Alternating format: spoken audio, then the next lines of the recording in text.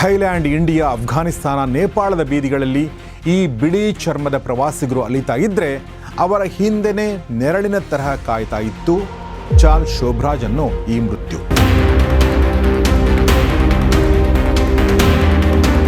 ಹೀಗೆ ಥೈಲ್ಯಾಂಡ್ನಲ್ಲಿ 6 ಜನ ಹೆಣ್ಣು ಮಕ್ಕಳನ್ನು ಒಂದೇ ಪ್ಯಾಟರ್ನಲ್ಲಿ ಕೊಲೆ ಮಾಡಿ ಕೇವಲ ಬಿಕಿನಿ ಉಡುಪಿನಲ್ಲಿ ಹೆಣಗಳನ್ನು ಬಿಟ್ಟು ಹೋಗ್ತಾ ಇದ್ದ ಈ ರಾಕ್ಷಸನಿಗೆ ಅಲ್ಲಿನ ಮಾಧ್ಯಮಗಳು ಬಿಕಿನಿ ಕಿಲ್ಲರ್ ಅಂತ ಹೆಸರಿಡ್ತವೆ.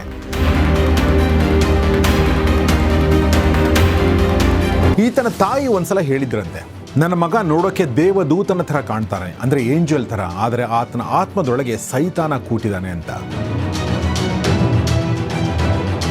ತನಗಿಂತ ಬರೋಬ್ಬರಿ 44 ವರ್ಷಗಳ ಕಾಲ ಕಿರಿಯಳಾದ ಈ ಹುಡುಗಿಯ ಮೇಲೂ ಕೂಡ ಈ ಮುದುಕ ತನ್ನ ಮಾತಿನ ಮಾಟ ಮಾಡಿಬಿಡ್ತಾನೆ. ಈ ಹುಡುಗಿ ಈತನ ಲವ್ವಲ್ಲಿ ಬೀಳ್ತಾಳೆ. 10 ಹೆಣ್ಣು ಮಕ್ಕಳ ರಕ್ತ ಕುಡಿದ ಈ ಭೀಕರ ಬಿಕಿನಿ ಕಿಲ್ಲರ್ ಈಗ ಫ್ರಾನ್ಸ್ ದೇಶದ ಬೀದಿಗಳಲ್ಲಿ ಯಾವುದೇ ಭಯ ಇಲ್ಲದೆ ಮುಕ್ತವಾಗಿ ಆರಾಮಾಗಿ ಓಡಾಡ್ಕೊಂಡಿದ್ದಾನೆ. ನೀವು ಫ್ರಾನ್ಸ್ಗೆ ಹೋದ ಸಿಗ್ಬೋದು.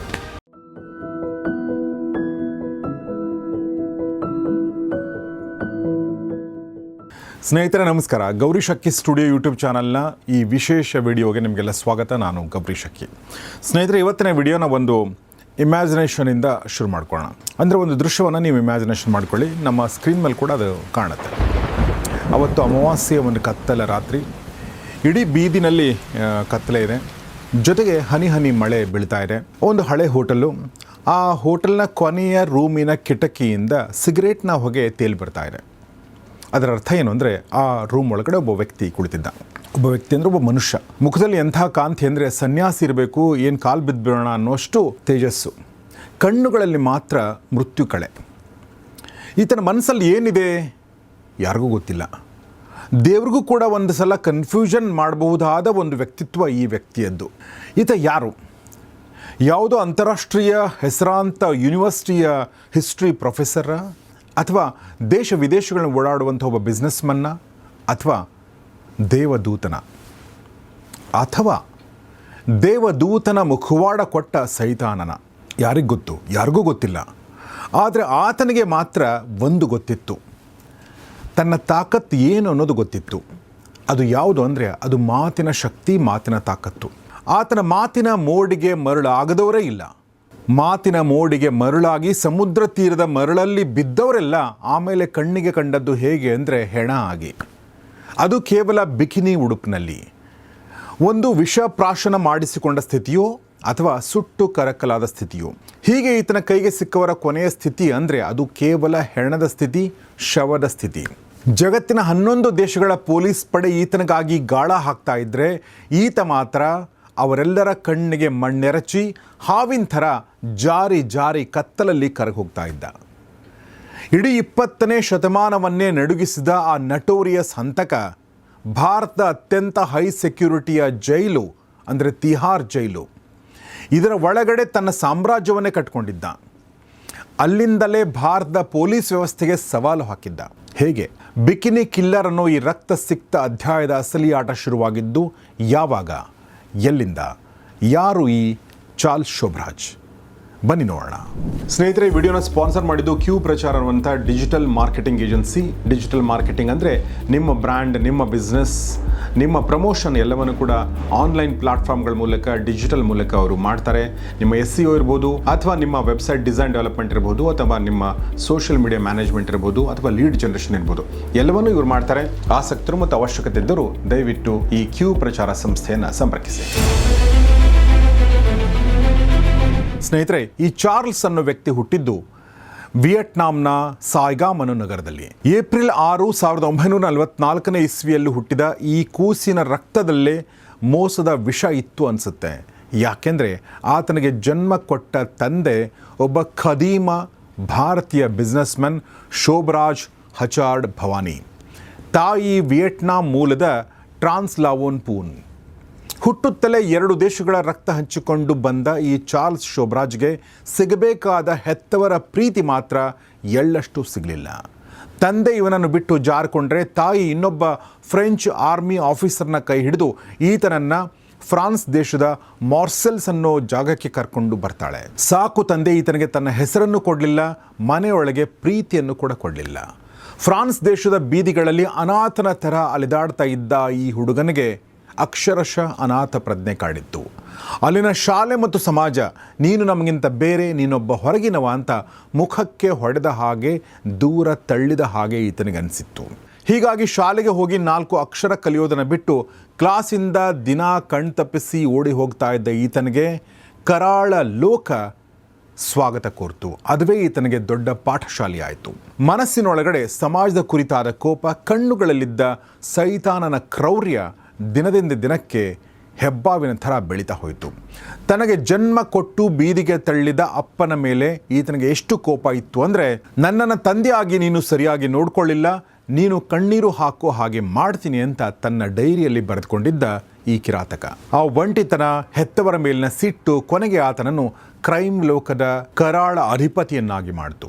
ಚಿಕ್ಕ ವಯಸ್ಸಿನಲ್ಲೇ ಕೈಗೆ ಸಿಕ್ಕದ್ದನ್ನೆಲ್ಲ ಕದಿಯೋದು, ಜನರಿಗೆ ನಾಮ ಹಾಕೋದು ಅಂದರೆ ಮೋಸ ಮಾಡೋದು ಈತನ ದಿನಚರಿಯಾಗಿತ್ತು. ಕಳ್ಳತನದಲ್ಲಿಯೇ PhD ಮಾಡಿದ ಈತನಿಗೆ ಜನರ ಮುಖ ಓದೋದು ಒಂದು ದೊಡ್ಡ ವಿದ್ಯೆ ಆಗಿತ್ತು. ಅಂದರೆ ಜನರನ್ನು ಅರ್ಥ ಮಾಡಿಕೊಳ್ಳೋದು ಈತನಿಗೆ ಸಲೀಸಾಗಿತ್ತು. ಹೊರಗಣ್ಣಿಗೆ ಈತ ಸಾಕ್ಷಾತ್ ಮನ್ಮಥನ್ ಥರ ಕಾಣಿಸ್ತಾ ಇದ್ದ. ಸೂಟು ಬೂಟು ಹಾಕಿ ಎದುರಿಗೆ ಬಂದು ನಿಂತರೆ ಯಾರೋ ದೊಡ್ಡ ಪ್ರೊಫೆಸರ್, ಬಿಸ್ನೆಸ್ ಮನ್ ಅಂತ ಅಂದ್ಕೊಳ್ಬೇಕು. ಅಷ್ಟೊಂದು ಚಾರ್ಮಿಂಗ್ ಈತನ ವ್ಯಕ್ತಿತ್ವ, ಈತನ ಮುಖಭಾವ. ಮಾತು ಶುರು ಮಾಡಿದರೆ ಸಾಕು ಎಂಥವರು ಕೂಡ ಮರಳಾಗಬೇಕು. ಫ್ರೆಂಚ್, ಇಂಗ್ಲೀಷ್, ಹಿಂದಿ, ವಿಯೆಟ್ನಾಮೀಸ್, ಒಂದಲ್ಲ ಎರಡಲ್ಲ 10 ಭಾಷೆಗಳು ಈತನ ನಾಲಿಗೆ ಮೇಲೆ ನರ್ತನ ಮಾಡ್ತಾ ಇದ್ದವು.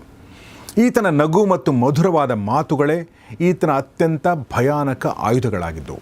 ತನ್ನ ಮಾತಿನ ಜಾಲದಲ್ಲಿ ಯಾರನ್ನು ಹೇಗೆ ಬೀಳಿಸಬೇಕು ಅಂತ ಈತ ಕಣ್ಣಿಡ್ತಿದ್ನೋ ಅವರ ಕಥೆ ಮುಗೀತು ಅಂತಾನೆ ಅರ್ಥ. ಕತ್ತಲಲ್ಲಿ ಬುಸುಗುಡುವ ಹಾವಿನ ಥರ ಈ ಸೈತಾನ ಕಣ್ಣೆದುರಿಗೆ ಬಂದು ನಿಂತು ನಗ್ತಾ ಇದ್ರೆ ಒಳಗಿದ್ದ ಕ್ರೂರ ಮೃಗ ಮುಂದಿನ ಕ್ಷಣ ಯಾರನ್ನ ಸೀಳಲು, ಯಾರನ್ನ ಕೊಲೆ ಮಾಡಲು ಕಾಯ್ತಾ ಇತ್ತು ಅನ್ನೋದು ಯಾರಿಗೂ ಗೊತ್ತಾಗ್ತಿರಲಿಲ್ಲ. ಕೇವಲ 19 ವರ್ಷಕ್ಕೆ ದೊಡ್ಡ ಜ್ಯುವೆಲರಿ ಶಾಪ್ನ ಕಳ್ಳತನ ಮಾಡಿ ಪ್ಯಾರಿಸ್ನ ಜೈಲು ಸೇರಿದ್ದ ಈ ನಯವಂಚಕ ಅಲ್ಲಿಂದಲೇ ಇಡೀ ಜಗತ್ತಿನ ಕಣ್ಣಿಗೆ ಮಣ್ಣೆರಚೋದು ಹೇಗೆ, ಹೆಣಗಳ ಮೇಲೆ ಹೆಣಗಳನ್ನು ಉರುಳಿಸುವ ಕರಾಳ ಸಾಮ್ರಾಜ್ಯಕ್ಕೆ ಅಡಿಪಾಯ ಹಾಕಿದ್ದು ಹೇಗೆ ಅನ್ನೋದು ಒಂದು ರೋಮಾಂಚಕಾರಿ ಅಧ್ಯಾಯ. ಇದು ನೋಡೋಣ ಬನ್ನಿ. ಸ್ನೇಹಿತರೆ, 1970ರ ದಶಕ ಇದೆಯಲ್ಲ, ಅದು ಆ ದಿನಗಳಲ್ಲಿ ಜಗತ್ತಿನಾದ್ಯಂತ ಹಿಪ್ಪಿ ಕಲ್ಚರ್ನ ಯುಗ ಆಗಿತ್ತು.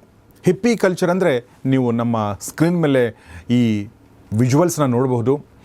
ಎಲ್ಲೋ ಕಳೆದುಕೊಂಡಿರುವ ನೆಮ್ಮದಿಯನ್ನು ಹುಡುಕೊಂಡು ಬೆನ್ನಿಗೊಂದು ಬ್ಯಾಗ್ ಹಾಕ್ಕೊಂಡು ಪಾಶ್ಚಿಮಾತ್ಯ ದೇಶಗಳ ಹುಡುಗ ಹುಡುಗಿಯರ ಗುಂಪು, ಯುವ ಜನತೆಯ ಗುಂಪು ಏಷ್ಯಾದ ಕಡೆ ಬರ್ತಾಯಿದ್ರು. ಥೈಲ್ಯಾಂಡ್, ಇಂಡಿಯಾ, ಅಫ್ಘಾನಿಸ್ತಾನ, ನೇಪಾಳದ ಬೀದಿಗಳಲ್ಲಿ ಈ ಬಿಳಿ ಚರ್ಮದ ಪ್ರವಾಸಿಗರು ಅಲಿತಾ ಇದ್ದರೆ ಅವರ ಹಿಂದೆನೇ ನೆರಳಿನ ತರಹ ಕಾಯ್ತಾ ಇತ್ತು ಚಾರ್ಲ್ಸ್ ಶೋಭರಾಜ್ ಅನ್ನೋ ಈ ಮೃತ್ಯು. ತನ್ನ ಕೆನಡಿಯನ್ ಗರ್ಲ್ ಫ್ರೆಂಡ್ ಮೇರಿ ಆಂಡ್ರೆ ಮತ್ತು ಭಾರತದ ನಂಬಿಕಸ್ಥ ಬಂಟ ಅಜಯ್ ಚೌಧರಿಯನ್ನ ಪಕ್ಕದಲ್ಲಿ ಇಟ್ಕೊಂಡು ಈತ ನಡೆಸಿದ ರಕ್ತ ಸಿಕ್ತ ಬೇಟೆ ಇತಿಹಾಸದ ಹಲವು ಪುಟಗಳನ್ನು ಕೆಂಪಗಾಗಿಸ್ತು. ಈತನ ಕೆಲಸ ಏನು ಅಂದರೆ, ಈ ಪ್ರವಾಸಿಗರ ಜೊತೆ ನಯವಾಗಿ ಮಾತಾಡೋದು, ದೋಸ್ತಿ ಮಾಡಿಕೊಳ್ಳೋದು, ನಂತರ ಅವರ ಡ್ರಿಂಕ್ಸ್ನಲ್ಲಿ ಪ್ರಾಣ ತೆಗೆಯುವ ವಿಷ ಅಥವಾ ಪ್ರಜ್ಞೆ ತಪ್ಪಿಸುವ ಡ್ರಗ್ಸನ್ನು ಬೆರೆಸಿ ಹೋಟೆಲ್ ರೂಮ್ನಲ್ಲಿ ಮುಗಿಸ್ಬಿಡೋದು, ಸಿಕ್ಕದ್ದನ್ನು ದೋಚಿ ಪರಾರಿಯಾಗೋದು. ಇದು ಈತನ ಮೋಡಸ್ ಆಪರೆಂಡಿ. ಅದು 1975ರ ಅಕ್ಟೋಬರ್ ತಿಂಗಳು ಥೈಲ್ಯಾಂಡ್ನ ಬ್ಯಾಂಕಾಕ್ ನಗರದ ಪಟಾಯಾ ಬೀಚ್ ಮುಸ್ಸಂಜೆ ಕತ್ತಲಲ್ಲಿ ಮುಳುಗ್ತಾ ಇತ್ತು. ಬುದ್ಧನ ತತ್ವಗಳನ್ನ ಕಲಿತು ಮನಸ್ಸಿಗೆ ಶಾಂತಿ ಪಡೆದುಕೊಳ್ಬೇಕು ಅಂತ ಅಮೆರಿಕದಿಂದ ಬಂದಿದ್ಲು ಜೋನಿ ಬೋಲಿವರ್ ಅನ್ನೋ ಯುವತಿ. ಅದೇನೋ ವಿಧಿಯಾಟ ಗೊತ್ತಿಲ್ಲ, ಈ ಸೈತಾನನ ಕಣ್ಣಿಗೆ ಬೀಳ್ತಾಳೆ. ಶೋಭರಾಜ್ ತನ್ನ ಮಾಯದ ಮಾತಿನಿಂದ ಅವಳಿಗೆ ಹತ್ತಿರ ಆಗ್ತಾನೆ. ಒಂದು ದಿನ ಪಾರ್ಟಿಯ ನೆಪದಲ್ಲಿ ನಶೆಯ ಗುಳಿಗೆಗಳನ್ನ ಉಣಿಸ್ತಾನೆ. ಆಕೆ ಪ್ರಜ್ಞೆ ಕಳೆದುಕೊಳ್ತಾ ಇದ್ದ ಹಾಗೆ ಆಕೆ ಹತ್ತಿರ ಇದ್ದ ದುಡ್ಡು, ಪ್ರವಾಸಿ ಚೆಕ್ಗಳು ಮತ್ತು ಪಾಸ್ಪೋರ್ಟ್ ಎಲ್ಲವನ್ನು ದೋಚಿಕೊಳ್ತಾನೆ. ಅಷ್ಟಕ್ಕೆ ಬಿಡದ ಈ ವ್ಯಕ್ತಿ ಅವಳ ದೇಹದ ಮೇಲಿದ್ದ ಬಟ್ಟೆಗಳನ್ನೂ ಬಿಚ್ಚಿ ಉಸಿರುಗಟ್ಟಿಸಿ ಕೊಲೆ ಮಾಡಿ ಕೇವಲ ಬಿಕಿನಿ ಉಡುಪಿನಲ್ಲಿ ಆಕೆಯನ್ನು ಸಮುದ್ರದ ನೀರಿಗೆ ತಳ್ಳಿಬಿಡ್ತಾನೆ. ಇದು ಆತ ಮಾಡಿದ ಮೊದಲ ಬಿಕಿನಿ ಕೊಲೆ. ಮರುದಿನ ಬೆಳಗ್ಗೆ ಸಮುದ್ರದ ಅಲೆ ಮೇಲೆ ತೇಲಿ ಬಂದ ಆಕೆ ಶವ ನೋಡಿ ಪೊಲೀಸರು ಬೆಚ್ಚಿ ಬೀಳ್ತಾರೆ. ಆಕೆ ಮಿತಿ ಮೀರಿ ಡ್ರಗ್ಸ್ ತೆಗೆದುಕೊಂಡು ನೀರಲ್ಲೂ ಬಿದ್ದು ಸತ್ತಿದ್ದಾಳೆ ಅಂತ ಇಡೀ ಜಗತ್ತು ನಂಬುವ ಹಾಗೆ ಈ ಕೊಲೆಯನ್ನು ಅಪಘಾತದ ರೂಪಕ್ಕೆ ತಿರುಗಿಸ್ತಾನೆ ಶೋಭರಾಜ್. ಅದಾದ ನಂತರ ಯಾರಿಗೂ ಸುಳಿವು ಸಿಗದ ಹಾಗೆ ಜಾರ್ಕೊಳ್ತಾನೆ. ಆದರೆ ಅದು ಕೇವಲ ಈ ಹಂತಕನ ಕೊಲೆಗಳ ಸರಣಿಯ ಆರಂಭ ಮಾತ್ರ. ಇದಾದ ಕೆಲವೇ ದಿನಗಳಲ್ಲಿ ವಿಟಾಲಿ ಹಕೀಮ್ ಅನ್ನೋ ಫ್ರೆಂಚ್ ಯುವಕನನ್ನು ಕೊಂದು ನಿರ್ಜನವಾದ ಹೊರವಲಯದ ರಸ್ತೆ ಬದಿಯಲ್ಲಿ ಸುಟ್ಟು ಹಾಕ್ತಾನೆ. ಈ ಹಕೀಮ್ ಕಾಣೆಯಾಗಿದ್ದಾನಂತ ಆತನನ್ನು ಹುಡುಕಿಕೊಂಡು ಆತನ ಗರ್ಲ್ ಫ್ರೆಂಡ್ ಬ್ಯಾಂಕಾಕ್ಗೆ ಬರ್ತಾಳೆ. ಆಕೆ ಕೂಡ ಅಂದರೆ ಆಕೆ ಹೆಸರು ಚಾರ್ಮಿನ್ ಕ್ಯಾರೋ ಅಂತ, ಆಕೆ ಕೂಡ ಈತನ ಕೈಗೆ ಚಾರ್ಲ್ಸ್ ಶೋಭರಾಜ್ ಕೈಗೆ ಸಿಕ್ಬೀಳ್ತಾಳೆ. ಆಕೆಯನ್ನು ಕೂಡ ಅಷ್ಟೇ ಕ್ರೂರವಾಗಿ ಮುಗಿಸಿ ಕೇವಲ ಬಿಕಿನಿ ತೊಡಿಸಿ ಸಮುದ್ರದ ನೀರಿನಲ್ಲಿ ತೇಲಿಬಿಡ್ತಾನೆ ಚಾರ್ಲ್ಸ್ ಶೋಭರಾಜ್. ಹೀಗೆ ಥೈಲ್ಯಾಂಡ್ನಲ್ಲಿ 6 ಜನ ಹೆಣ್ಣು ಮಕ್ಕಳನ್ನು ಒಂದೇ ಪ್ಯಾಟರ್ನಲ್ಲಿ ಕೊಲೆ ಮಾಡಿ ಕೇವಲ ಬಿಕಿನಿ ಉಡುಪಿನಲ್ಲಿ ಹೆಣಗಳನ್ನು ಬಿಟ್ಟು ಹೋಗ್ತಾ ಇದ್ದ ಈ ರಾಕ್ಷಸನಿಗೆ ಅಲ್ಲಿನ ಮಾಧ್ಯಮಗಳು ಬಿಕಿನಿ ಕಿಲ್ಲರ್ ಅಂತ ಹೆಸರಿಡ್ತವೆ. ಇಷ್ಟೆಲ್ಲ ಕೊಲೆಗಳಾದಮೇಲೆ ಏನಾಯಿತು ಅಂದರೆ ಕೊನೆಗೂ ಕೂಡ ಚಾರ್ಲ್ಸ್ ಶೋಭರಾಜ್ ಅದೇ ದಿನಗಳಲ್ಲಿ ಥೈಲ್ಯಾಂಡ್ನ ಪೊಲೀಸರಿಗೆ ಸಿಕ್ಬೀಳ್ತಾನೆ. ಅಲ್ಲಿನ ಪೊಲೀಸರು ಕೂಡ ಈತನದೇ ಕೈವಾಡದೆ ಅಂತ ಕನ್ಫರ್ಮ್ ಕೂಡ ಆಗುತ್ತೆ. ಆದರೆ ಈ ಚಾಲಾಕಿ ಮಾಡಿದ್ದೇನು ಅಂದರೆ ಪೊಲೀಸರಿಗೆ $18,000 ಲಂಚದ ಆಮಿಷ ಒಡ್ಡಿ ರಾತ್ರೋರಾತ್ರಿ ಪರಾರಿಯಾಗ್ತಾನೆ. ಬೆನ್ನ ಹಿಂದೆ ಪಿಸ್ತೂಲ್ ಹಿಡಿದು ನಿಂತ ಇಡೀ ದೇಶದ ಪೊಲೀಸ್ ಪಡೆಯ ಕಣ್ಣಿಗೆ ಮಣ್ಣೆರಚಿ ವಿಷದ ಹಾವು ಕತ್ತಲಲ್ಲಿ ಜಾರಿಕೊಳ್ಳೋ ಹಾಗೆ ಜಾರಿಬಿಡ್ತಾನೆ. ಹೀಗೆ ಪಾಸ್ಪೋರ್ಟ್ ಮೇಲೆ ಪಾಸ್ಪೋರ್ಟ್ ಬದಲಾಯಿಸಿ ದೇಶದಿಂದ ಜಾರಿಕೊಳ್ತಾ ಇದ್ದರಿಂದ ಈತನಿಗೆ ಪೊಲೀಸರು ಇಟ್ಟ ಹೆಸರು ಏನಂದರೆ ದ ಸರ್ಪೆಂಟ್, ಅಂದರೆ ಹಾವು ಎಂದರ್ಥ. ಹೀಗೆ ಆಗ್ನೇಯ ಏಷ್ಯಾದ ಥೈಲ್ಯಾಂಡ್ನಿಂದ ತಪ್ಪಿಸಿಕೊಂಡು ಭಾರತದ ನೆರೆಯ ನೇಪಾಳಕ್ಕೆ ಓಡಿ ಹೋದ ಈ ಗ್ಯಾಂಗ್ ಅಂದರೆ ಚಾರ್ಲ್ಸ್ ಶೋಭರಾಜ್ನ ಈ ಗ್ಯಾಂಗ್ ಅಲ್ಲಿ ಕೂಡ ಸುಮ್ಮನಿರಲಿಲ್ಲ. 1975ರ ಕೊನೆಯ ಭಾಗದಲ್ಲಿ ಕೊನಿ ಜೋ ಮತ್ತು ಲಾರೆಂಟ್ ಕ್ಯಾರಿಯರ್ ಅನ್ನೋ 2 ವಿದೇಶಿ ಪ್ರವಾಸಿಗರನ್ನು ಈತ ಚಾಕುವಿನಿಂದ ಇರಿದು ಕೊಲೆ ಮಾಡ್ತಾನೆ, ಬೆಂಕಿ ಹಚ್ಚಿ ಬೂದಿ ಮಾಡ್ತಾನೆ, ಶವ ಕೂಡ ಸಿಗದ ಹಾಗೆ ಹೂತಾಕ್ತಾನೆ. ಆಯಾ ದೇಶದ ಪೊಲೀಸರು ಈತನ ಸುಳಿವು ಸಿಗದೆ ತಲೆ ಕೆಡಿಸ್ಕೊಂಡು ಕೂತಿರ್ತಾರೆ. ಹೀಗೆ ಪ್ರತಿಯೊಂದು ಕಡೆ ಕೊಲೆ ಮಾಡಿದಾಗಲೂ ಕೂಡ ಸತ್ತವರ ಪಾಸ್ಪೋರ್ಟ್ನಲ್ಲಿ ತನ್ನ ಫೋಟೋ ಅಂಟಿಸಿ ಹೊಸ ಹೊಸ ಹೆಸರಿನಲ್ಲಿ ದೇಶದಿಂದ ದೇಶಕ್ಕೆ ಹಾರ್ತಾ ಪೊಲೀಸರನ್ನೇ ಕೋತಿ ಆಟ ಆಡಿಸ್ತಾ ಇದ್ದ ಈ ಚಾರ್ಲ್ಸ್ ಶೋಭರಾಜ್.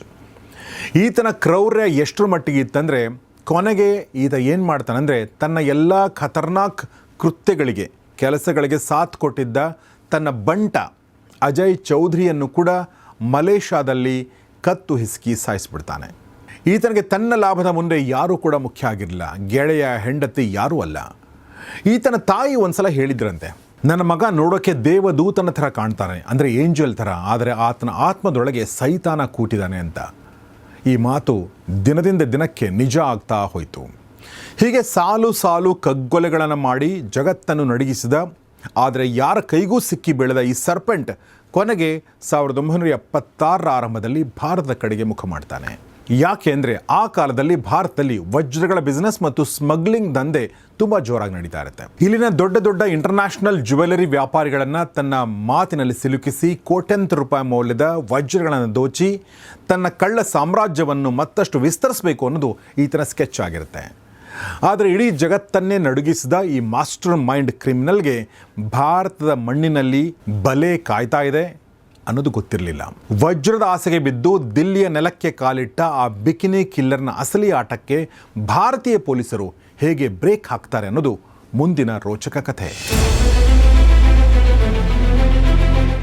ಸ್ನೇಹಿತರೆ, ಹೀಗೆ ಜಗತ್ತಿನ 10 ದೇಶಗಳ ಪೊಲೀಸರ ಕಣ್ಣಿಗೆ ಮಣ್ಣೆರಚಿ ಈ ಸರ್ಪೆಂಟ್ ಭಾರತದ ನೆಲದಲ್ಲಿ ಮಾತ್ರ ತಾನೇ ತೋಡಿದ ಹಳ್ಳಕ್ಕೆ ಬೀಳ್ತಾನೆ. ಅದು ಹೇಗೆ ಅಂದರೆ 1976ರ ಜುಲೈ ತಿಂಗಳು ದಿಲ್ಲಿಯಲ್ಲಿ ಬಹಳ ಬಿಸಿಲಿರುತ್ತೆ. ಚಾರ್ಲ್ಸ್ ಶೋಭರಾಜ್ ತನ್ನ ಹೊಸ ಬೇಟೆಯ ಜೊತೆಗೆ, ಅಂದರೆ ತನ್ನ ಹೊಸ ಗೆಳತಿ ಅಥವಾ ಗೆಳೆಯನ ಜೊತೆಗೆ ಅಶೋಕ ಹೋಟೆಲ್ನಲ್ಲಿ ಬೀಡುಬಿಟ್ಟಿರ್ತಾನೆ. ಈ ಬಾರಿ ಆತನ ಕಣ್ಣಿಗೆ ಯಾರು ಬೀಳ್ತಾರೆ ಅಂದರೆ ಫ್ರಾನ್ಸ್ ದೇಶದಿಂದ ಭಾರತವನ್ನು ನೋಡಲು ಬಂದಿದ್ದ ಸುಮಾರು 20ರಿಂದ 22 ಜನ ಇಂಜಿನಿಯರಿಂಗ್ ವಿದ್ಯಾರ್ಥಿಗಳ ಒಂದು ದೊಡ್ಡ ಗುಂಪು. ತಾನು ದೊಡ್ಡ ಇಂಟರ್ನ್ಯಾಷನಲ್ ಗೈಡ್ ಅಂತ ಪೋಸ್ ಕೊಟ್ಟು ಅವರ ಜೊತೆ ತುಂಬ ಚೆನ್ನಾಗಿ ಮಾತಾಡ್ತಾ ದೋಸ್ತಿ ಮಾಡ್ಕೊಂಡಿರ್ತಾನೆ. ಆತನ ಉದ್ದೇಶ ಏನಾಗಿರುತ್ತಂದರೆ ಅವರೆಲ್ಲರ ಬಳಿ ಇದ್ದ ದುಬಾರಿ ಕ್ಯಾಮ್ರಾಗಳು, ಡಾಲರ್ಗಳು ಮತ್ತು ಪ್ರವಾಸಿ ಪಾಸ್ಪೋರ್ಟ್ಗಳನ್ನ ದೋಚೋದು. ಒಂದೇ ರಾತ್ರಿಯಲ್ಲಿ ಇಡೀ ಗುಂಪಿಗೆ ನಾಮ ಹಾಕಿ ಕೋಟ್ಯಂತರ ರೂಪಾಯಿಯನ್ನು ದೋಚಿ ಅಲ್ಲಿಂದ ಜಾರಬೇಕು ಅನ್ನೋದು ಈತನ ಪ್ಲ್ಯಾನ್ ಆಗಿರುತ್ತೆ. ಒಂದು ದಿನ ಸಂಜೆ ವಿದ್ಯಾರ್ಥಿಗಳಿಗೆಲ್ಲ ಭರ್ಜರಿ ಪಾರ್ಟಿ ಅರೇಂಜ್ ಮಾಡ್ತಾನೆ ಶೋಭರಾಜ್. ಅವರಿಗಾಗಿ ತರಿಸಿದ ಡ್ರಿಂಕ್ಸ್ ಮತ್ತು ಆಯುರ್ವೇದಿಕ್ ಔಷಧ ಅಂತ ಹೇಳಿ ಕೆಲವು ಮಾತ್ರೆಗಳನ್ನು ಮೊದಲೇ ರೆಡಿ ಮಾಡ್ಕೊಂಡಿರ್ತಾನೆ. ಅದರ ಅರ್ಥ ಏನು ಅಂದರೆ ಅದೆಲ್ಲ ನಶೆಯ ಡ್ರಗ್ಸ್, ಅದನ್ನು ಬೆರೆಸ್ತಾನೆ. ಇದು ನಿಮಗೆ ಭಾರತದ ಬಿಸಿಲಿಗೆ ಸುಸ್ತಾಗದ ಹಾಗೆ ಎನರ್ಜಿ ಕೊಡುತ್ತೆ ಅಂತ ನಂಬಿಸಿ ಎಲ್ರಿಗೂ ಕೊಡಿಸ್ತಾನೆ. ಇನ್ನೇನು ಕೆಲವೇ ನಿಮಿಷಗಳಲ್ಲಿ ಈ ವಿದ್ಯಾರ್ಥಿಗಳೆಲ್ಲ ಪ್ರಜ್ಞೆ ತಪ್ಪಿ ಬೀಳ್ತಾರೆ. ಆಮೇಲೆ ಅವ್ರನ್ನ ಲೂಟಿ ಮಾಡಬಹುದಂತ ಶೋಭರಾಜ್ ಕಾಯ್ತಾ ಇರ್ತಾನೆ. ಆದರೆ ಈತನ ಹಣೆ ಬರ ಅವತ್ತು ಮಾತ್ರ ಉಲ್ಟಾ ಹೊಡೆಯುತ್ತೆ. ಯಾಕೆ ಅಂದರೆ ಈತ ಹಾಕಿದ ಡ್ರಗ್ಸ್ನ ಡೋಸ್ ಜಾಸ್ತಿಯಾಗಿ ವಿದ್ಯಾರ್ಥಿಗಳು ಪ್ರಜ್ಞೆ ತಪ್ಪುವ ಬದಲಾಗಿ ಏನಾಗುತ್ತೆ ಅಂದರೆ ಅವ್ರಿಗೆ ವಾಂತಿ ಮಾಡ್ಕೊಳ್ಳೋಕೆ ಶುರು ಮಾಡ್ತಾರೆ. ಕೆಲವರು ಜರ್ಜರಿತರಾಗಿ ನೆಲದ ಮೇಲೆ ಬಿದ್ದು ಒದ್ದಾಡೋಕ್ಕೆ ಶುರು ಮಾಡ್ತಾರೆ. ಅಲ್ಲಿಗೆ ಈ ವಿದ್ಯಾರ್ಥಿಗಳಿಗೆ ಗೊತ್ತಾಗುತ್ತೆ ತಮಗೆ ಯಾರೋ ಮೋಸ ಮಾಡಿದ್ದಾರೆ ಅಂತ. ಇಡೀ ಹೋಟೆಲ್ನಲ್ಲಿ ಗದ್ದಲ ಶುರುವಾಗುತ್ತೆ. ಕೆಲವು ವಿದ್ಯಾರ್ಥಿಗಳು ಧೈರ್ಯ ಮಾಡಿ ಈತನೇ ನಮಗೇನೋ ಕುಡಿಸಿದಾನಂತ ಕೂಗಾಡ್ತಾ ಹೋಟೆಲ್ ರಿಸೆಪ್ಷನ್ ಕಡೆಗೆ ಓಡ್ತಾರೆ. ಶೋಭರಾಜ್ಗೆ ಪರಿಸ್ಥಿತಿ ಕೈ ಮೀರ್ತಾ ಇದೆ ಅಂತ ಗೊತ್ತಾಗುತ್ತೆ. ಹೀಗಾಗಿ ಅಲ್ಲಿಂದ ಪರಾರಿ ಆಗಕ್ಕೆ ಬಾಗಿಲಿನ ಕಡೆಗೆ ಓಡ್ತಾನೆ. ಆದರೆ ಅಷ್ಟರಲ್ಲೇ ಹೋಟೆಲ್ನ ಸಿಬ್ಬಂದಿ ಪೊಲೀಸರಿಗೆ ಫೋನ್ ಮಾಡಿರ್ತಾರೆ. ದೆಹಲಿ ಪೊಲೀಸರ ತುಕಡಿಯೊಂದು ಸೈರನ್ ಹಾಕೊಂಡು ಹೋಟೆಲ್ ಒಳನುಗ್ಗುತ್ತೆ. ಜಗತ್ತಿನ ಅತಿ ದೊಡ್ಡ ಸರಣಿ ಹಂತಕ, ಯಾರ ಕೈಗೂ ಸಿಗದ ಈ ಮಾಸ್ಟರ್ ಮೈಂಡ್ ಕ್ರಿಮಿನಲ್ ತಾನು ಮಾಡಿದ ಒಂದು ಸಣ್ಣ ಲೆಕ್ಕಾಚಾರದ ತಪ್ಪಿನಿಂದಾಗಿ ದೆಹಲಿಯ ಅಶೋಕ ಹೋಟೆಲ್ನ ಲಾಬಿಯಲ್ಲಿ ಪೊಲೀಸರ ಕೈಗೆ ರೆಡ್ ಹ್ಯಾಂಡ್ ಆಗಿ ಸಿಕ್ಬಿಡ್ತಾನೆ. ಪೊಲೀಸರು ಈತನ ಹಿಡಿದು ಲಾಕಪ್ಗೆ ತಳ್ತಾರೆ. ಆದರೆ ಈತನ ಮುಖದಲ್ಲಿ ಯಾವುದೇ ಭಯ ಇರಲಿಲ್ಲ, ಬದಲಾಗಿ ಒಂದು ನಯವಂಚಕ ನಗು ಇರುತ್ತೆ. ಯಾಕೆ ಅಂದರೆ ಪೊಲೀಸರಿಗೆ ತಾವು ಹಿಡಿದದ್ದು ಯಾರು ಅನ್ನೋದ್ರ ಬಗ್ಗೆ ಗೊತ್ತೇ ಇರಲಿಲ್ಲ. ಒಬ್ಬ ಕಳ್ಳ ಅನ್ಕೊಂಡಿರ್ತಾರೆ. ಆದರೆ ತನಿಖೆ ತೀವ್ರ ಮಾಡಿದಾಗ ಈತನ ಅಸಲಿ ಜಾತಕ ಗೊತ್ತಾಗುತ್ತೆ. ಈತ ಒಬ್ಬ ಸಾಮಾನ್ಯ ಕಳ್ಳನಲ್ಲ, ಬದಲಾಗಿ ಇಡೀ ಜಗತ್ತೇ ಹುಡುಕ್ತಿರುವಂಥ ಭೀಕರ ಬಿಕಿನಿ ಕಿಲ್ಲರ್ ಅಂತ ಗೊತ್ತಾದಾಗ ಭಾರತೀಯ ಪೊಲೀಸ್ ವ್ಯವಸ್ಥೆ ಬೆಚ್ಚಿಬೀಳುತ್ತೆ. ವಿಚಾರಣೆ ನಡೆಯುತ್ತೆ ಮತ್ತು ಕೋರ್ಟ್ ಈತನಿಗೆ 12 ವರ್ಷಗಳ ಕಠಿಣ ಶಿಕ್ಷೆಯನ್ನು ವಿಧಿಸಿ ಭಾರತ ಅತ್ಯಂತ ಹೈ ಸೆಕ್ಯೂರಿಟಿ ಜೈಲಾದ ದೆಹಲಿಯ ತಿಹಾರ್ ಜೈಲಿಗೆ ಕಳಿಸುತ್ತೆ. ಸ್ನೇಹಿತರೆ, ಈತನ ಲೈಫಲ್ಲಿ ಟ್ವಿಸ್ಟ್ ಮೇಲೆ ಟ್ವಿಸ್ಟ್ಗಳು. ಈಗ ಟ್ವಿಸ್ಟ್ ಏನಂದರೆ, ಕಡು ಕೇಡಿಗಳಿಗೂ ಸಿಂಹ ಸ್ವಪ್ನವಾಗಿದ್ದ ಈ ತಿಹಾರ್ ಜೈಲ್ ಅಂದರೆ ಅಷ್ಟೊಂದು ಭಯಾನಕ ಈ ಜೈಲ್. ಈತನಿಗೆ ಜೈಲಾಗಲಿಲ್ಲ, ಬದಲಾಗಿ ಈ ಸರ್ಪಂಟ್ ಅಂದರೆ ಈ ಹಾವಿನಂಥ ವ್ಯಕ್ತಿ ಆ ಜೈಲನ್ನೇ ತನ್ನ ಅರಮನೆಯಾಗಿ ಮಾಡ್ಕೊಳ್ತಾನೆ. ಅಲ್ಲಿಂದಲೇ ಇಡೀ ದೇಶದ ಪೊಲೀಸ್ ವ್ಯವಸ್ಥೆಗೆ ಸವಾಲು ಹಾಕ್ತಾನೆ ಮತ್ತು ಜೈಲನ್ನು ಮುರಿದು ಓಡಿ ಹೋಗ್ತಾನೆ. ಅದು ಹೇಗೆ ಅನ್ನೋದನ್ನು ಮುಂದಿನ ಭಾಗದಲ್ಲಿ ನೋಡೋಣ. ಸ್ನೇಹಿತರೆ, ಭಾರತದ ಅತ್ಯಂತ ಹೈ ಸೆಕ್ಯೂರಿಟಿ ಜೈಲ್ ಎಂದು ಹೆಸರಾಗಿದ್ದ ದೆಹಲಿಯ ತಿಹಾರ್ ಜೈಲು ಈ ಶೋಭರಾಜ್ ಪಾಲಿಗೆ ಒಂದು ಆಟದ ಮೈದಾನ ಆಗುತ್ತೆ. ಆತ ಏನು ಮಾಡ್ತಾನೆ ಅಂದರೆ, ಅಲ್ಲಿಗೆ ಹೋದ ಕೆಲವೇ ದಿನಗಳಲ್ಲಿ ತನ್ನ ಬಳಿಯಿದ್ದ ಹಣ ಮತ್ತು ಮಾಂತ್ರಿಕ ಬುದ್ಧಿ ಮತ್ತು ತನ್ನ ಮಾತುಗಾರಿಕೆಯಿಂದ ಜೈಲಿನ ಸಣ್ಣ ಕಾವಲುಗಾರನಿಂದ ಹಿಡಿದು ದೊಡ್ಡ ಅಧಿಕಾರಿಗಳವರೆಗೂ ಎಲ್ಲರನ್ನೂ ಕೂಡ ತನ್ನ ಕಿಸೆಗೆ ಹಾಕ್ಕೊಳ್ತಾನೆ. 10x11 ಅಡಿಯ ಒಂದು ಕತ್ತಲ ಕೋಣೆ ಏನಿರುತ್ತೆ ಅಂದರೆ ಆತನ ಬ್ಯಾರಕ್, ಆತನ ಸೆಲ್, ಅದನ್ನು ಒಂದು ಐಷಾರಾಮಿ ಸ್ಟುಡಿಯೋ ಅಪಾರ್ಟ್ಮೆಂಟ್ ಥರ ಬದಲಾಯಿಸ್ಕೊಳ್ತಾನೆ. ತನಗೆ ಮಸಾಜ್ ಮಾಡೋಕ್ಕೆ, ಬಟ್ಟೆ ತೊಳೆಯೋಕ್ಕೆ, ಅಡುಗೆ ಮಾಡಿಕೊಡೋಕ್ಕೆ 3-4 ಜನ ಕೈದಿಗಳನ್ನ ಈತ ನೇಮಿಸ್ಕೊಳ್ತಾನೆ. ಅಂದರೆ ಈತನ ನೌಕರರು. ಇಡೀ ಜೈಲಿನಲ್ಲಿ ಈತನದೇ ದರ್ಬಾರು. ಪ್ರತಿಯೊಬ್ಬರು ಕೂಡ ಈತನನ್ನು ಏನಂತ ಕರೀತಾರೆ ಗೊತ್ತಾ? ಚಾರ್ಲ್ಸ್ ಸಾಹೇಬ್ರು ಅಂತ. ಆದರೆ ಈ ಚಾರ್ಲ್ಸ್ ಸಾಹೇಬನ ಈ ರಾಜಯೋಗಕ್ಕೆ 1985ನೇ ಇಸ್ವಿನಲ್ಲಿ ಒಂದು ಸಣ್ಣ ಧಕ್ಕೆ ಬರುತ್ತೆ, ಗ್ರಹಣ ಹಿಡಿಯುತ್ತೆ. ಅದೇನಾಗುತ್ತೆ ಅಂದರೆ, ಥೈಲ್ಯಾಂಡ್ ಸರ್ಕಾರ ಭಾರತ ಸರ್ಕಾರಕ್ಕೆ ಅಧಿಕೃತವಾಗಿ ಪತ್ರ ಬರೆಯುತ್ತೆ. ಇವನು ನಮ್ಮ ದೇಶದಲ್ಲಿ 6 ಜನ ಹೆಣ್ಮಕ್ಳನ್ನು ಕೊಲೆ ಮಾಡಿದ್ದಾನೆ, ಈತನನ್ನು ನಮಗೆ ಡಿಪೋರ್ಟ್ ಮಾಡಿ ಹಸ್ತಾಂತರಿಸಿ ಅಂತ ಕೇಳ್ಕೊಳ್ಳುತ್ತೆ. ಭಾರತ ಸರ್ಕಾರ ಕೂಡ ಅದಕ್ಕೆ ಒಪ್ಪಿಗೆ ಸೂಚಿಸುತ್ತೆ. ಆದರೆ ಥೈಲ್ಯಾಂಡ್ನ ನೆಲಕ್ಕೆ ಕಾಲಿಟ್ಟರೆ ತನಗೆ ಗಲ್ಲು ಶಿಕ್ಷೆ ಗ್ಯಾರಂಟಿ ಅಂತ ಶೋಭರಾಜ್ಗೆ ಗೊತ್ತಿರುತ್ತೆ. ಹೀಗಾಗಿ ಇಲ್ಲಿಂದ ಪಾರಾಗಕ್ಕೆ ಅಂದರೆ ಅಲ್ಲಿಂದ ಕೂಡ ಪಾರಾಗಬೇಕು, ಅಲ್ಲಿಂದ ಪಾರಾಗಬೇಕಂದ್ರೆ ಇಲ್ಲಿಂದ ಪಾರಾಗಬೇಕು. ಈ ಸರ್ಪಂಟ್ ತಲೆಯಲ್ಲಿ ಒಂದು ಮಾಸ್ಟರ್ ಪ್ಲ್ಯಾನ್ ರೆಡಿ ಆಗುತ್ತೆ. ಥೈಲ್ಯಾಂಡ್ನ ಕಾನೂನಿನ ಪ್ರಕಾರ ಒಬ್ಬ ಅಪರಾಧಿ ಕೊಲೆ ಮಾಡಿದ 20 ವರ್ಷಗಳ ಒಳಗಾಗಿ ಆತನಿಗೆ ಶಿಕ್ಷೆ ಆಗಬೇಕು. ಇಲ್ಲದೇ ಇದ್ದರೆ ಕೇಸಿನ ಕಾಲಮಿತಿ ಮುಗಿದು ಹೋಗುತ್ತೆ. ಅದಾದ ನಂತರ ಆತನಿಗೆ ಶಿಕ್ಷೆ ಕೊಡೋ ಹಾಗಿಲ್ಲ. ಆ 20 ವರ್ಷಗಳ ಕಾಲವನ್ನು ಭಾರತದಲ್ಲಿ ಅಥವಾ ಭಾರತದ ಜೈಲಿನಲ್ಲಿಯೇ ಇರಬೇಕು ಅಂತಂದರೆ ಈ ಜೈಲು ಮುರಿದು ಓಡಿ ಹೋಗುವ ನಾಟಕ ಆಡಬೇಕಿತ್ತು. ನಾಟಕ ಅಂದರೆ ಕೇವಲ ನಾಟಕ ಅಲ್ಲ, ಓಡಿ ಹೋಗಲೇಬೇಕಾಗಿತ್ತು. ಅದಕ್ಕಾಗಿ ಚಾರ್ಲ್ಸ್ ಶೋಭರಾಜ್ ಒಂದು ಪ್ಲ್ಯಾನ್ ಮಾಡ್ತಾನೆ. ಏನು ಮಾಡ್ತಾನೆ ಅಂತಂದರೆ, ತಾನು ರೆಡಿ ಮಾಡಿದ ಒಂದು ಡ್ರಗ್ಸನ್ನು ಒಂದು ಬೆಕ್ಕಿಗೆ ಹಾಕ್ತಾನೆ. ಡೋಸ್ ಸರಿಯಾಗಿದೆ ಅಂತ ನೋಡ್ಕೊಳ್ತಾನೆ. ಸರಿಯಾಗಿದೆ ಅಂತ ಗೊತ್ತಾಗುತ್ತೆ. ಕೊನೆಗೆ ತಾನು ಪ್ಲ್ಯಾನ್ ಮಾಡಿದ ದಿನ ಬರುತ್ತೆ. ಆ ದಿನ ಯಾವುದು ಅಂದರೆ 1986 ಮಾರ್ಚ್ 16. ಸೊ ಜೈಲ್ ತುಂಬ ಒಂದೇ ಮಾತು, ಒಂದೇ ಸಂಭ್ರಮ. ಏನು ಸಂಭ್ರಮ ಅಂತಂದರೆ, ಅವತ್ತು ಚಾರ್ಲ್ಸ್ ಶೋಭರಾಜ್ನ ಬರ್ಡೇ ಅಂತ ಎಲ್ಲರೂ ಅದನ್ನೇ ಮಾತಾಡ್ತಾ ಇದ್ದಾರೆ. ಯಾಕೆಂದರೆ ಈತ ಆ ಥರ ತನ್ನ ಬರ್ಡೇ ಸೆಲೆಬ್ರೇಟ್ ಮಾಡೋಕ್ಕೆ ಎಲ್ಲ ಅರೇಂಜ್ಮೆಂಟ್ ಮಾಡ್ಕೊಂಡಿರ್ತಾನೆ. ಅಧಿಕಾರಿಗಳು, ಗಾರ್ಡ್ಗಳು, ಕೆಲವು ಕೈದಿಗಳು ಎಲ್ಲರೂ ಕೂಡ ಈತನ ಹುಟ್ಟುಹಬ್ಬ ಆಚರಣೆ ಮಾಡೋಕ್ಕೆ ಈತನ ಬ್ಯಾರಕ್ ಒಳಗಡೆ, ಈತನ ಸೆಲ್ ಒಳಗಡೆ ಬರ್ತಾರೆ. ಭರ್ಜರಿ ಪಾರ್ಟಿ ಅಂತ ಹೇಳಿ ತರಿಸಿದ್ದ ಹಣ್ಣುಗಳು, ಸಿಹಿ ತಿಂಡಿಗಳು, ಈ ಎಲ್ಲದರಲ್ಲೂ ಕೂಡ ತಾನು ತಿಂಗಳುಗಳಿಂದ ಕಷ್ಟಪಟ್ಟು ಶೇಖರಣೆ ಮಾಡಿಟ್ಟಿದ್ದ, ಸ್ಟೋರ್ ಮಾಡಿದ್ದ ನಶೆಯ ಮದ್ದನ್ನು ಬೆರೆಸಿರ್ತಾನೆ. ಆ ಸ್ವೀಟ್ಗಳನ್ನ ತಿಂತಾರೆ ಜೈಲಿನ ಗಾರ್ಡ್ಗಳು ಮತ್ತು ಅಧಿಕಾರಿಗಳು. ತಿಂದವರೇ ಒಂದೇ ಸಮನೆ ಅಂದರೆ ಕೆಲವೇ ಕ್ಷಣಗಳಲ್ಲಿ ನಿದ್ದೆ ಆಟಕ್ಕೆ ಶುರುವಾಗಿ ಪ್ರಜ್ಞೆ ತಪ್ಪಿ ಹಣೆಗಳ ಥರ ಬೀಳ್ತಾರೆ. ಇಡೀ ತಿಹಾರ್ ಜೈಲಿನಲ್ಲಿ ಕಾವಲು ಕಾಯಬೇಕಾದವರೇ ಬೇಹೋಶ್ ಆಗಿ ಬಿದ್ದಿದ್ದ ಈ ದೃಶ್ಯ ನಿಜಕ್ಕೂ ಭಯಾನಕವಾಗಿರುತ್ತೆ. ಆದರೆ ಈ ಚಾರ್ಲ್ಸ್ ಶೋಭರಾಜ್ ಎಂಥ ಚಾಣಾಕ್ಷ ಅಂದರೆ, ಪ್ರಜ್ಞೆ ತಪ್ಪಿ ಬಿದ್ದಿದ್ದ ಗಾರ್ಡ್ಗಳ ಕೈಯಲ್ಲಿ 50 ರೂಪಾಯಿಗಳನ್ನ ಕೊಟ್ಟು ತಾನು ಜೈಲಿನ ಗೇಟಿನ ಮುಂದೆ ನಿಂತು ಫೋಟೋ ತೆಗೆಸ್ಕೊಳ್ತಾನೆ. ಅಷ್ಟು ಮಾತ್ರವಲ್ಲದೆ ಕಾವಲುಗಾರನೊಬ್ಬನ ಪೊಲೀಸ್ ಯೂನಿಫಾರ್ಮ್ ಧರಿಸಿ ಮೇನ್ ಗೇಟಲ್ಲಿದ್ದ ಪೊಲೀಸರಿಗೆ ತಾವು ಅಫಿಷಿಯಲ್ ಕೆಲಸದ ಮೇಲೆ ಹೋಗ್ತಾ ಇರೋದನ್ನು ನಂಬಿಸಿ ಅದೇ ಜೈಲಿನ ಇಲಾಖೆಯ ಗಾಡಿಯಲ್ಲೇ ರಾಜಾರೋಷವಾಗಿ ತಿಹಾರ್ ಜೈಲಿನಿಂದ ಪರಾರಿ ಆಗ್ತಾನೆ. ಚಾರ್ಲ್ಸ್ ಶೋಭರಾಜ್ ಅಂದರೆ ಇದು. ಇಡೀ ದೇಶದ ಪೊಲೀಸ್ ವ್ಯವಸ್ಥೆಯನ್ನೇ ಬೆತ್ತಲೆ ಮಾಡಿ ಓಡಿ ಹೋದ ಈ ಬಿಕಿನಿ ಕಿಲ್ಲರ್ ಮುಂದಿನ 20 ದಿನಗಳ ಕಾಲ ಭೂಗತನಾಗಿದ್ದ. ಆದರೆ ಈತ ಓಡಿ ಹೋಗಿದ್ದೇ ಮತ್ತೆ ಸಿಕ್ಕಿ ಬೀಳಲೊಂದು ಕೇವಲ ಆತನಿಗೆ ಮಾತ್ರ ಗೊತ್ತಿತ್ತು. 1986 ಏಪ್ರಿಲ್ 6ನೇ ತಾರೀಕಿನಂದು ಗೋವಾದ ಒಂದು ಪ್ರಸಿದ್ಧ ರೆಸ್ಟೋರೆಂಟ್ನಲ್ಲಿ ಈತ ಆರಾಮಾಗಿ ರಿಲ್ಯಾಕ್ಸ್ ಆಗಿ ಕಣ್ಣಿಗೆ ಗ್ಲಾಸ್ ಹಾಕೊಂಡು ಕೂತ್ಕೊಂಡಿರ್ತಾನೆ. ಮುಂಬೈ ಪೊಲೀಸ್ ಇನ್ಸ್ಪೆಕ್ಟರ್ ಆದ ಮಧುಕರ್ ಜೇಂಡೆ ಈತನನ್ನು ಗುರುತಿಸಿ ಸುತ್ತುವರಿದು ಮತ್ತೆ ಅರೆಸ್ಟ್ ಮಾಡ್ತಾರೆ. ಈತ ಅಂದುಕೊಂಡಂತೆ ಆಗುತ್ತೆ. ಭಾರತೀಯ ಕೋರ್ಟ್ ಈತನಿಗೆ ಜೈಲು ಮುರಿದು ಓಡಿದ ಅಪರಾಧಕ್ಕಾಗಿ ಮತ್ತೆ 10 ವರ್ಷಗಳ ಕಠಿಣ ಶಿಕ್ಷೆ ವಿಧಿಸುತ್ತೆ. ಚಾರ್ಲ್ಸ್ ಶೋಭರಾಜ್ ಮನಸ್ಸಲ್ಲೇ ನಕ್ಕಿರ್ತಾನೆ. ಯಾಕೆಂದರೆ ಈತ ಅಂದುಕೊಂಡ ಪ್ಲ್ಯಾನ್ ಸಕ್ಸಸ್ ಆಗಿರುತ್ತೆ. ಆ 10 ವರ್ಷ ಮುಗಿಯೋಷ್ಟರಲ್ಲಿ ಥೈಲ್ಯಾಂಡ್ ದೇಶದಲ್ಲಿ ಈತನ ಮೇಲಿದ್ದ ಕೊಲೆ ಕೇಸುಗಳ 20 ವರ್ಷಗಳ ಕಾಲಮಿತಿ ಮುಗಿದು ಹೋಗಿರುತ್ತೆ. ಹೀಗಾಗಿ ಮರಣದಂಡನೆಯಿಂದ ಈತ ಪಾರಾಗಿರ್ತಾನೆ. ಹೀಗೆ ಪಾರಾದ ಈ ಕರಾಳ ಸರ್ಪದ ಕಥೆ ಇಲ್ಲಿಗೆ ಮುಗಿಯೋದಿಲ್ಲ. ಮುಂದೆ ನೇಪಾಳದ ಜೈಲಿನಲ್ಲಿ ಈತ ಆಡಿದ ಆಟಗಳು ಇನ್ನಷ್ಟು ರೋಮಾಂಚನಕಾರಿ.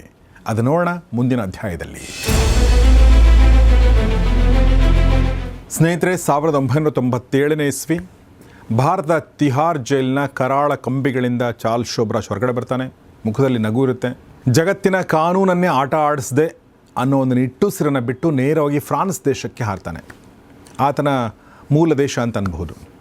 ಅಲ್ಲಿಗೆ ಹೋಗಿ ಸುಮ್ಮನೆ ಕೂತ್ಕೊಳ್ಳಿಲ್ಲ. ಆತ ಮಾಡಿದ್ದೇನು ಅಂತ ಕೇಳಿದರೆ ಆಶ್ಚರ್ಯ ಆಗುತ್ತೆ.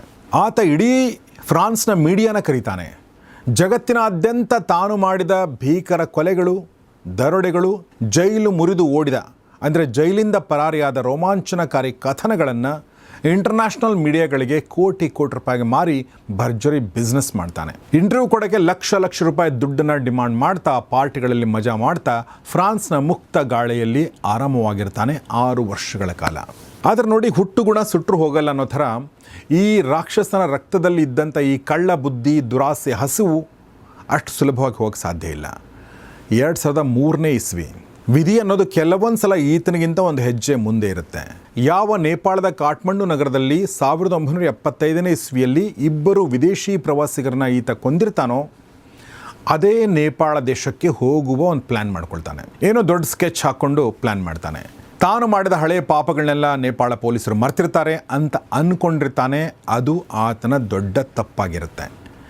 ನೇಪಾಳದ ಇಂಟೆಲಿಜೆನ್ಸ್ ಪೊಲೀಸರ ಕಣ್ಣು ಈತನ ಮೇಲೆ ಬೀಳುತ್ತೆ. ಈತ ನಮ್ಮ ಹಳೆ ರಿಜಿಸ್ಟರ್ನಲ್ಲಿರುವ ಬಿಕಿನಿ ಕಿಲ್ಲರ್ ಥರ ಇದಾನಲ್ಲ ಅಂತ ಫೈಲ್ ಕೆದಕಿದ ಪೊಲೀಸರು ಅರ್ಥ ಮಾಡಿಕೊಂಡು ಈತ ಕಾಲಿಟ್ಟ ಕೆಲವೇ ದಿನಗಳಲ್ಲಿ ಈತನ್ನು ಅರೆಸ್ಟ್ ಮಾಡ್ತಾರೆ. ಇಷ್ಟು ವರ್ಷ ಇಡೀ ಜಗತ್ತನ್ನು ನಡಗಿಸಿದ್ದ ಈ ಮಾಸ್ಟರ್ ಮೈಂಡ್ಗೆ ಈ ಬಾರಿ ತಪ್ಪಿಸ್ಕೊಳ್ಳೋಕ್ಕೆ ಯಾವುದೇ ದಾರಿ ಇರಲಿಲ್ಲ. ಕೋರ್ಟ್ ಈತನಿಗೆ ಜೀವಾವಧಿ ಅಂದರೆ ಸಾಯುವವರೆಗೂ ಜೈಲಲ್ಲೇ ಕೊಳೆಯುವಂತೆ ಶಿಕ್ಷೆ ವಿಧಿಸಿ ಕತ್ತಲ ಕೋಣೆಗೆ ತಳ್ಳುತ್ತೆ. ಸ್ನೇಹಿತರೆ, ಈ ಕಥೆಗೆ ಇನ್ನೊಂದು ಟ್ವಿಸ್ಟ್ ಬರುತ್ತೆ.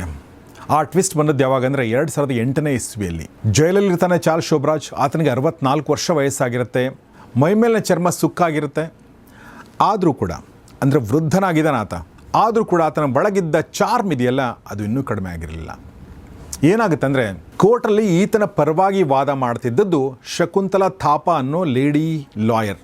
ಆಕೆಯ ಮಗಳು ಅಂದರೆ ಈ ಶಕುಂತಲಾ ಥಾಪಾ ಮಗಳು 20 ವರ್ಷದ ನಿಹಿತಾ ಬಿಸ್ವಾಸ್ ಅನ್ನೋ ಬೆಡಗಿ ಜೈಲಿಗೆ ಬಂದು ಈತನ ಭೇಟಿ ಮಾಡೋಕ್ಕೆ ಶುರು ಮಾಡ್ತಾಳೆ. ತನಗಿಂತ ಬರೋಬ್ಬರಿ 44 ವರ್ಷಗಳ ಕಾಲ ಕಿರಿಯಳಾದ ಈ ಹುಡುಗಿಯ ಮೇಲೂ ಕೂಡ ಈ ಮುದುಕ ತನ್ನ ಮಾತಿನ ಮಾಟ ಮಾಡಿಬಿಡ್ತಾನೆ. ಇಡೀ ಜಗತ್ತೇ ಈತನ ನರಹಂತಕ, ಕೊಲೆಗಾರ, ಬಿಕಿನಿ ಕಿಲ್ಲರ್ ಅಂತ ಹೇಳ್ತಾ ಇದ್ರು ಕೂಡ ಈ ಹುಡುಗಿ ಈತನ ಲವ್ವಲ್ಲಿ ಬೀಳ್ತಾಳೆ. ಜೈಲಿನ ಒಳಗಡೆನೆ ಈತನನ್ನ ಮದುವೆ ಆಗಿ ಇಡೀ ಪ್ರಪಂಚಕ್ಕೆ ಶಾಕ್ ಕೊಡ್ತಾಳೆ, ಅಥವಾ ಚಾರ್ಲ್ಸ್ ಶೋಭರಾಜ್ ಕೊಡ್ತಾನೆ. ಹೀಗೆ ಜೈಲಿನಲ್ಲೂ ತನ್ನ ಕರಾಳವಾದ ಪ್ರೇಮಾಯಣ ನಡೆಸ್ತಾ ಸುಮಾರು 2 ದಶಕಗಳ ಕಾಲ ನೇಪಾಳದ ಕತ್ತಲ ಕೋಣೆಯಲ್ಲಿ ಕಳೆದ ಶೋಭರಾಜ್ಗೆ ವಯಸ್ಸಾಗುತ್ತೆ. ಹಾರ್ಟ್ ಪ್ರಾಬ್ಲಮ್ ಕೂಡ ಶುರುವಾಗುತ್ತೆ. ಕೊನೆಗೆ ಆತನ ವಯಸ್ಸು ಮತ್ತು ಆತನ ಆರೋಗ್ಯದ ಸ್ಥಿತಿಯನ್ನು ಗಮನಿಸಿ ನೇಪಾಳದ ಸುಪ್ರೀಂ ಕೋರ್ಟ್ ಕರುಣೆ ತೋರಿಸಿ 2022ರ ಡಿಸೆಂಬರ್ 23ರಂದು, ಕೇವಲ 4 ವರ್ಷಗಳ ಹಿಂದೆ, ಈತನನ್ನು ಜೈಲಿನಿಂದ ಬಿಡುಗಡೆ ಮಾಡಿ ಫ್ರಾನ್ಸ್ಗೆ ಡಿಪೋರ್ಟ್ ಮಾಡುತ್ತೆ. ಈಗ ವಯಸ್ಸೆಷ್ಟು? ಆತನಿಗೆ 80 ವರ್ಷ. 10 ಹೆಣ್ಣು ಮಕ್ಕಳ ರಕ್ತ ಕುಡಿದ ಈ ಭೀಕರ ಬಿಕಿನಿ ಕಿಲ್ಲರ್ ಈಗ ಫ್ರಾನ್ಸ್ ದೇಶದ ಬೀದಿಗಳಲ್ಲಿ ಯಾವುದೇ ಭಯ ಇಲ್ಲದೆ ಮುಕ್ತವಾಗಿ ಆರಾಮಾಗಿ ಓಡಾಡ್ಕೊಂಡಿದ್ದಾನೆ. ನೀವು ಫ್ರಾನ್ಸ್ಗೆ ಹೋದ ಸಿಗ್ಬೋದು. ಹಳೆ ಕೇಸುಗಳ ಕಾಲಮಿತಿ ಮುಗಿದು ಹೋಗಿರೋದ್ರಿಂದ ಅಲ್ಲಿನ ಕಾನೂನು ಕೂಡ ಈತನನ್ನು ಏನೂ ಮಾಡೋ ಹಾಗಿಲ್ಲ. ಆದರೆ ಸ್ನೇಹಿತರೆ, ಒಂದು ಮಾತಿದೆಯಲ್ಲ, ಹಾವು ಎಷ್ಟೇ ವಯಸ್ಸಾದರೂ ಕೂಡ ವಿಷ ಕಡಿಮೆ ಆಗಲ್ಲ ಅಂತ. ಹಾಗೆ 81ರ ವಯಸ್ಸಿನ ಈ ಮುದುಕ ಶೋಭರಾಜ್ನನ್ನು ಇತ್ತೀಚೆಗೆ ಫ್ರಾನ್ಸ್ನಲ್ಲಿ ಒಂದು ಟಿ ವಿ ಸಂದರ್ಶನ ಮಾಡಿದಾಗ ಒಬ್ಬ ನಿರೂಪಕರು ಕೇಳ್ತಾರೆ, how do you feel now ಅಂತ. ಅಂದರೆ ನಿಮಗೇನು ಅನ್ನಿಸ್ತಾ ಇದೆ, ನೀವು ಹೇಗಿದ್ದೀರಾ ಅಂಥೇಳಿ. ಆತ ಏನು ಉತ್ತರ ಕೊಡ್ತಾನೆ ಗೊತ್ತಾ? I feel great. ಇದು ಚಾರ್ಲ್ಸ್ ಶೋಭರಾಜ್. ಈ ವಿಡಿಯೋ ಮಾಡಿದ ಕೆಲವು ದಿನಗಳಲ್ಲಿ, ಕೆಲವು ವರ್ಷಗಳಲ್ಲಿ ಮತ್ತೆ ಚಾರ್ಲ್ಸ್ ಶೋಭರಾಜ್ ಇನ್ನೊಂದೇನೋ ಮಾಡ್ದ ಅಂದರೆ ಸುದ್ದಿ ಬಂದರೂ ಕೂಡ ಆಶ್ಚರ್ಯಪಡಬೇಕಾಗಿಲ್ಲ. ಯಾಕೆಂದರೆ ಆತ ಚಾರ್ಲ್ಸ್ ಶೋಭರಾಜ್. ಸ್ನೇಹಿತರೆ, ಕೆಲವೊಂದು ಸಲ ಅನಿಸುತ್ತೆ ಈತ ಇಷ್ಟೊಂದು ನಿಜಕ್ಕೂ ಚಾಣಾಕ್ಷನಾಗಿದ್ನ, ಅಥವಾ ಕಾನೂನಿನ ಒಳಗಡೆ ಇರುವಂಥ ಲೂಪ್ ಹೋಲ್ಗಳನ್ನ ಬಳಸ್ಕೊಂಡು ಈತ ಈ ಆಟ ಆಡಿದ್ದ.